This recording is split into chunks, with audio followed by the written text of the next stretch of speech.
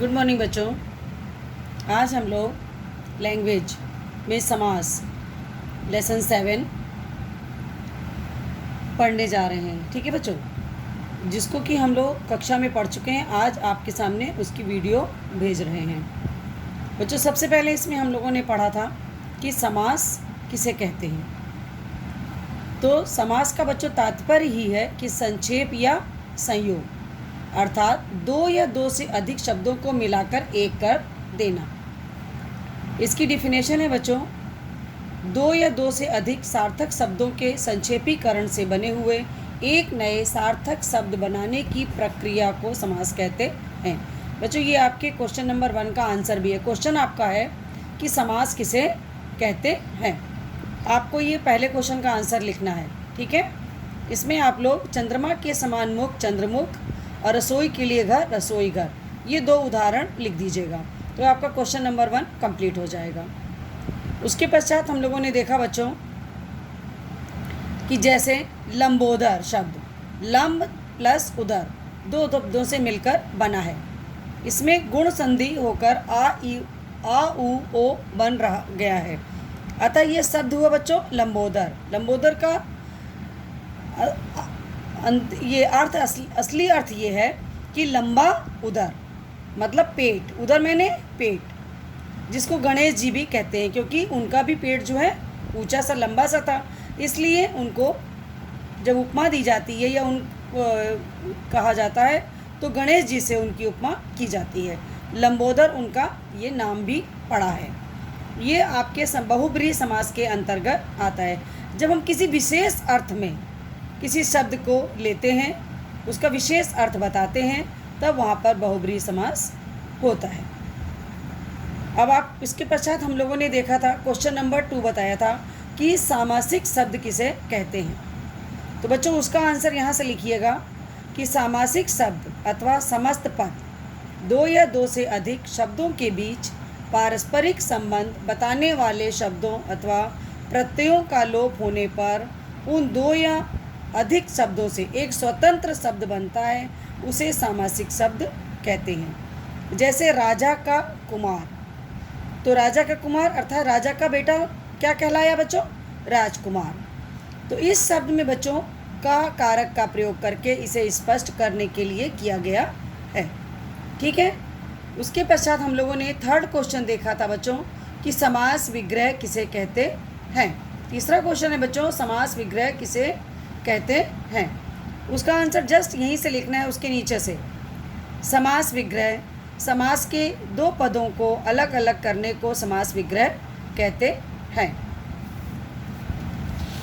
उदाहरण के लिए आप ये उदाहरण भी डाल सकते हो कि चंद्रमुख, चंद्रमा के समान मुख। इसके पश्चात बच्चों हम लोगों ने देखा कि समास के कितने भेद होते हैं। तो समास के बच्चों कितने भेद होते हैं? 6 भेद किए गए हैं। पूर्व पद और उत्तर पद के आधार पर बच्चों समास के 6 भेद किए गए हैं।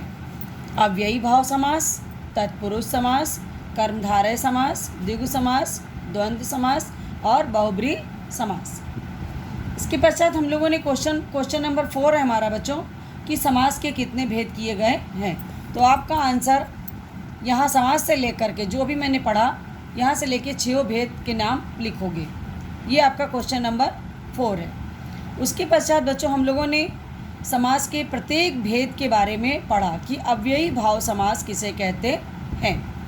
तो जिस समस्त पद का पूर्व पद अव्यय हो और प्रधान हो और उत्तर पद संज्ञा या विशेषण हो और समस्त पद अव्यय का ही हो काम करे, उसे अव्ययी भाव समास कहते हैं। जैसे आजन्म, जन्म पर्यंत। इसके पश्चात बच्चों हम लोगों ने देखा कि 2nd भेद है इसका तत्पुरुष समास। जिस समस्त पद में पूर्व पद संज्ञा अथवा विशेषण तथा उत्तर पद संज्ञा और प्रधान पद होता है, उसे तत्पुरुष समास कहते हैं। समास करने में दोनों शब्दों के बीच जिन विभक्तियों का लोप होता है, उसके आधार पर तत्पुरुष समास के 6 भेद किए गए हैं। अब आप देखेंगे बच्चों कि तत्पुरुष समास को 6 भागों में बांटा गया है। कर्म तत्पुरुष, करण तत्पुरुष, संप्रदान तत्पुरुष, अपादान तत्पुरुष, संबंध तत्पुरुष और अधिकरण तत्पुरुष। आपने देखा कि यहाँ पर क्या है, विभक्तियों के द्वारा समास का विग्रह किया गया है, समास बनाया गया है। अब आप देखेंगे कि कर्म तत्पुरुष में क्या किया गया, विभक्ति को का लोप हो जाता है बच्चों, और उसे कर्म तत्पुरुष समास कहते हैं। उदाहरण के लिए एक शब्द देख लीजिए, जैसे शरणागत, ये आपका समस्त पद है। जब आपने इसको विग्रह किया, समास विग्रह, तो शरण को आगत। उसी तरह सेकंड देखिए, करण तत्पुरुष, इसमें क्या है बच्चों, विभक्ति से और द्वारा। तो जैसे आपके पास समस्त पद है, भूख मरा, भूख से मरा हुआ, तो यहाँ पर से, ठीक है बच्चों, तो यहाँ पर इसलिए ये करण तत्पुरुष समास कहलाया। संप्रदान तत्पुरुष में देखिए, विभक्ति के लिए, राह खर्च, राह के लिए खर्च, तो यहाँ पर बच्चों के लिए जब विभक्ति का लोप कर देंगे तो क्या बना, राह खर्च। नेक्स्ट है बच्चों अपादान तत्पुरुष समास। इसमें देखिए पूर्व पद में अपादान विभक्ति से का यहाँ पर लोप हो तब उसे अपादान तत्पुरुष समास कहते हैं। जैसे देश से निकाला, इसका क्या बना है बच्चों, देश निकाला। अब आइए नेक्स्ट है हमारे पास क्वेश्चन नंबर है बच्चों, इसका भेद है 5वां तत्पुरुष समास का। संबंध, संबंध में देखिए का, की, के का लोप होता है। जैसे देव मूर्ति, देव की मूर्ति, यहाँ पर की जो है विभक्ति का लोप होता है, क्या बनता है, देव मूर्ति। अधिकरण तत्पुरुष समास, दानवीर, दान में वीर, यहाँ पर देखिए में, पे, पर, इसमें से कोई भी विभक्ति होती है तो वहाँ पर अधिकरण तत्पुरुष समास होता है। अब आप देखिए इसका, अभी तो ये हम लोग तत्पुरुष समास के 6 भाग हम लोगों ने देखे। अब हम लोग आएंगे तीसरे नंबर पर कर्मधारय समास। इसमें देखिए जिस समस्त पद के दोनों पदों के विशेषण और विशेष अथवा उपमेय और उपमान का संबंध होता है उसे कर्मधारय समास कहते हैं। इसमें क्या है, उत्तर पद की बच्चों प्रधानता होती है। जैसे देखिए समस्त पद महात्मा, जब आपने इसका विग्रह किया तो महान है जो आत्मा, ठीक है, इससे आपको पता चला कि विशेषण विशेष से कर्मधारय समास है ये। आप सेकंड इसका देखेंगे, उपमेय उपमान कर्मधारय, यहाँ पर जिसकी तुलना की जाए, जैसे चंद्रमुख, चंद्रमा के समान मुख, मुख की तुलना किससे की गई बच्चों, चंद्रमा से, तो ये उपमेय उपमान कर्मधारय समास हुआ। इसके पश्चात हम लोग फोर्थ भेद देखेंगे, द्विगु समास। जिस समस्त पद के पूर्व पद में संख्यावाचक शब्द आएँ और समस्त पद समूह उसका अथवा समाहार का ज्ञान दें उसे द्विगु समास कहते हैं। यहाँ पर आपको जिन शब्दों से संख्यावाचक शब्द का पता चलता है वहाँ पर आपको पता चल जाएगा कि द्विगु समास है। जैसे त्रिलोक, तीनों लोकों का समूह, नवरत्न, 9 रत्नों का समूह। नेक्स्ट है बच्चों द्वंद्व समास। जिस समस्त पद के दोनों पद, पूर्व पद और उत्तर पद, प्रधान हो और समास विग्रह करने पर और अथवा या आदि शब्द दोनों पदों के बीच में आए वहाँ द्वंद्व समास होता है। जैसे देखिए पाप पुण्य, जब इस तरह के शब्द हम लिखते हैं तो वहाँ डैश लगाते हैं, और जब उनका विग्रह हुआ समास के रूप में तो पाप और पुण्य, ठीक है बच्चों। जैसे देख लीजिए ऊंचा नीचा, तो जब इसका विग्रह किया तो ऊंचा या नीचा। इसी प्रकार अब नेक्स्ट है हमारे पास बहुब्रीहि समास। जिस समस्त पद में पूर्व पद और उत्तर पद में कोई भी पद प्रधान ना हो और समस्त पद किसी अन्य संज्ञा का विशेषण या पर्याय बन जाए उसे बहुब्रीहि समास कहते हैं। इसमें देखिए बच्चों जैसे दशानन, 10 हैं आनन जिसके, अर्थात 10 सिर किसके होते हैं, रावण के, तो यहाँ पर ब्रैकेट में इसीलिए लिख दिया गया है उस शब्द को रावण। 10 हैं आनन जिसके। अंशुमाली, नीलकंठ, चक्रपाणी, इनमें देखिए आप विशेष देख रहे होंगे विशेष चीज़ें कि जैसे यहाँ पर सूर्य का किया गया, यहाँ शिव के लिए, यहाँ विष्णु के लिए, तो इनका एक विशेष अर्थ प्रकट हो रहा है, इसलिए ये क्या है, बहुब्रीहि समास। अब आपको बस एक चीज़ और इसमें बताई गई है बच्चों, जो कि हमारे क्वेश्चन नंबर 5 में है। कर्मधारय समास और बहुब्रीहि समास में आपको डिफरेंस, अंतर बताना है। तो बच्चों, कर्मधारय समास में पहला पद विशेषण या उपमेय होता है और दूसरा विशेष या उपमान, जबकि बहुब्रीहि समास में क्या होता है बच्चों कि पूरा पद ही विशेषण का काम करता है, अर्थात विशेषता बताता है और किसी अन्य पद के लिए आता है। जैसे लंबोदर, अभी आपने आगे पहले पढ़ा ना, तो लंबा है जो उदर, तो ये हो गया बच्चों कर्मधारय समास।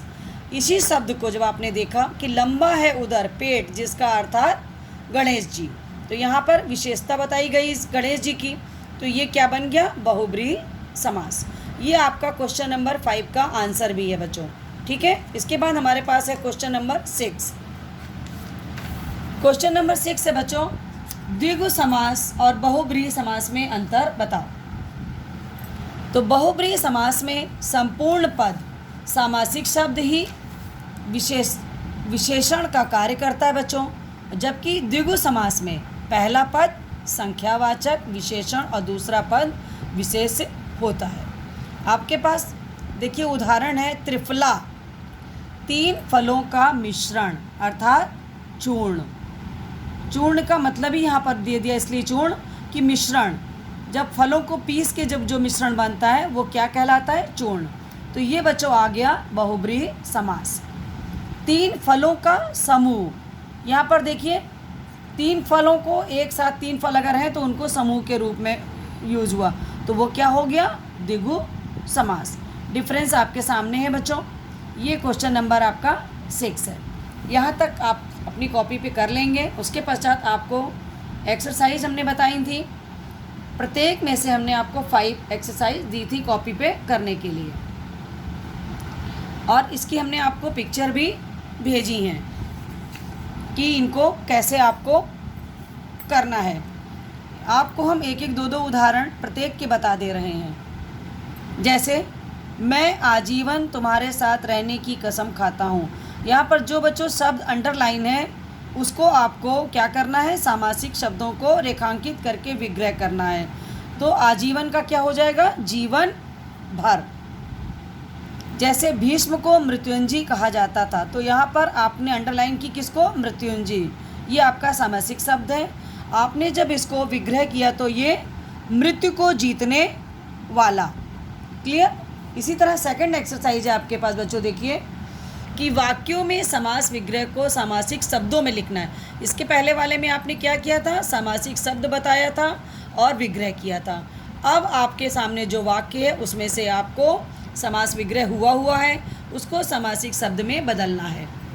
जैसे देखिए वनवास के समय भगवान श्री राम 5 वटों के समूह में पर्णकुटी बना कर रह रहे थे, तो क्या शब्द बना है, पंचवटी। ठीक है बच्चों। नेक्स्ट देखिए आपके पास है निम्नलिखित शब्दों का समास विग्रह करके समास का नाम भी लिखना है आपको। तो यहाँ पे मैंने आपको बताया था जैसे दूध दही, तो समास का जब विग्रह यहाँ पर हुआ, भी बताया था ना, दूध और दही हो गया। तो ये आपने देखा था कि ये कौन सा समास हुआ फिर बच्चों, द्वंद्व समास।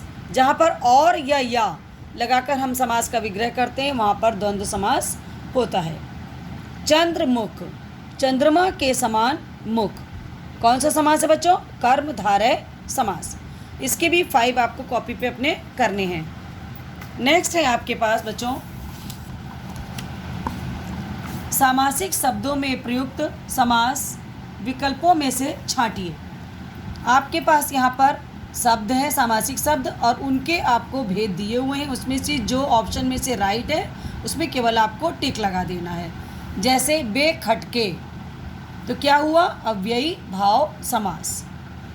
धर्मशाला, तो कौन सा समास हो बच्चों, कर्मधारय समास। ठीक है, ये भी आप 5 तक अपनी कॉपी पर करेंगे। इसके नीचे वाले भी मैंने आपको सब करा दिए हैं, ये आपको हमने स्वयं से करने के लिए भी कहे थे। इसको बुक में ही करना है, कॉपी में इसे नहीं करना है। ठीक है बच्चों, थैंक यू बच्चों।